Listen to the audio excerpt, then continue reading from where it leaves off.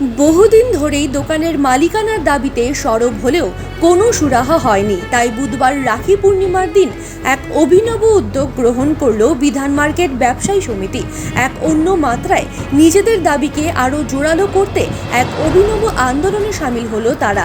এইবার রাখি বন্ধন উৎসবের দিন হাতে কালো ফিতে পরিয়ে রাখি বন্ধন উৎসব পালন করল বিধান মার্কেট ব্যবসায়ী সমিতি।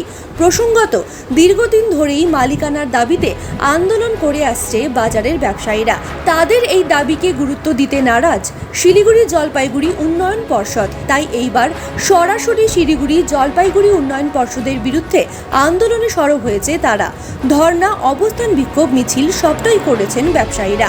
এইবার তাই রাখি বন্ধন উৎসবের দিন বিধান মার্কেটের সকল ব্যবসায়ীদের কালো ফিতে হাতে পরিয়ে রাখি বন্ধন উৎসব পালন করা হলো।